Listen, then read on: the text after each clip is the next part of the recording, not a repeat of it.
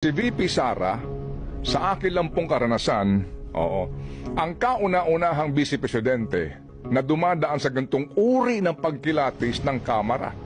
Kasi po, in deference doon sa posisyon, sa lahat po ng aking na-cover at nakilalang mga Vice Presidente, token hearing lang yan eh. Minsan nga po matagal na yung 30 minutes, 15 minutes. Yan ay agad pong pinalulusot. Para ho nung unang hearing, di ba?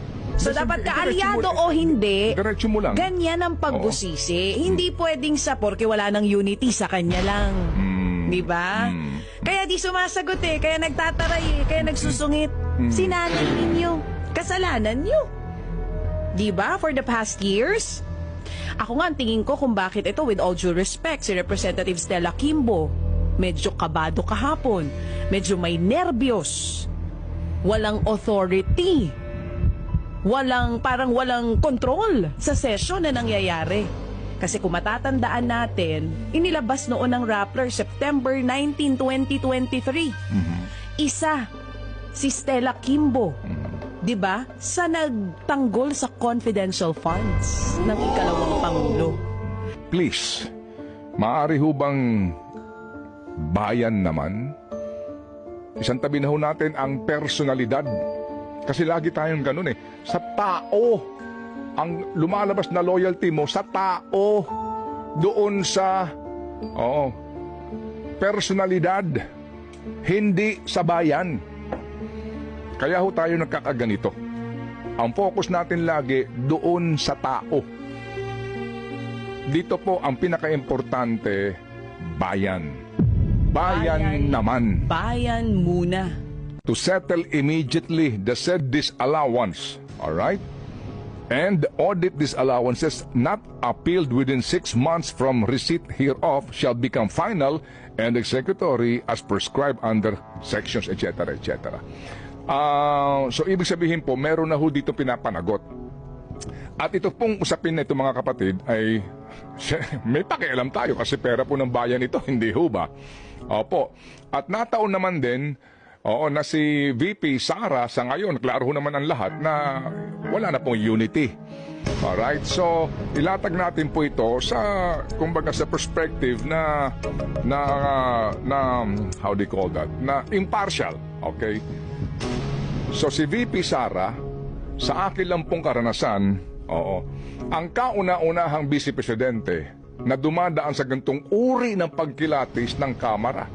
Kasi po, in deference doon sa posisyon, sa lahat po ng aking na-cover at nakilalang mga Vice Presidente, token hearing lang yan eh. Minsan nga po matagal na yung 30 minutes, 15 minutes. Yan ay agad pong pinalulusot. Para ho nung unang hearing, di ba? Nataon naman kasi may basis, kasi may disallowance issue eh. Alright?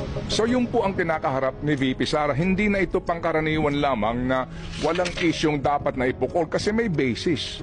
And dito ho naman, mga kapatid, kapuri-puri na panoorin natin na umaandar ang check and balance. Very clear. Because sabi nga nung isang kongresista na babae, public office is a public trust. Right? Klaro ho naman yan eh.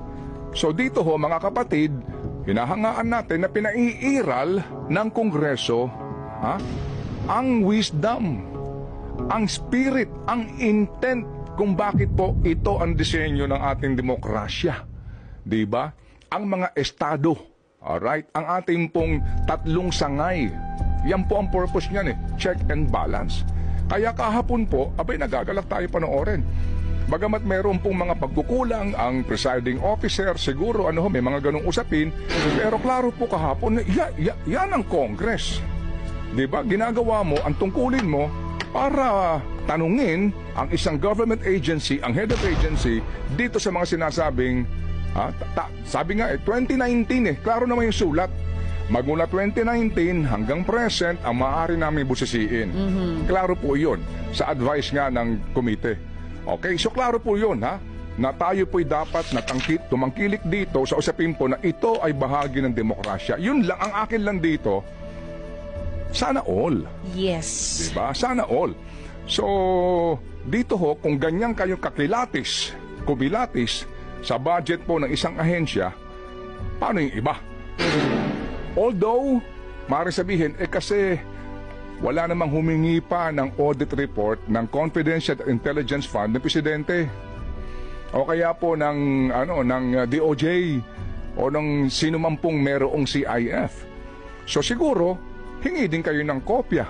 At kung meron din pong disallowance, ilantad din po ninyo. Lahat ng ahensyang may CIF. Okay. At ganyan ang gawin ninyo. Di ba? At maliban po naman dyan, yung pagkilatis ninyo to the max ng ilang mga agencies gaya ng DPWH, ganun din po sana dito at wag ho nating aprubahan kaagad in one sitting.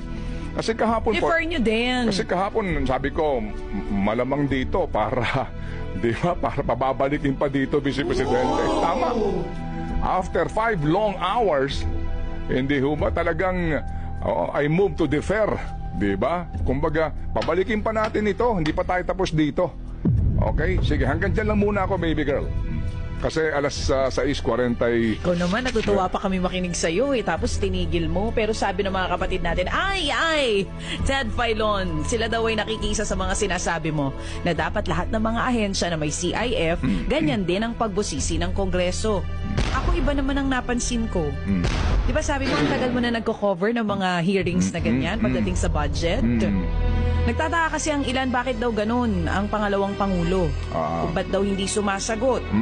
Sa mga nagdaang pagdinig sa budget, hindi ako masyado nakakita ng ganito.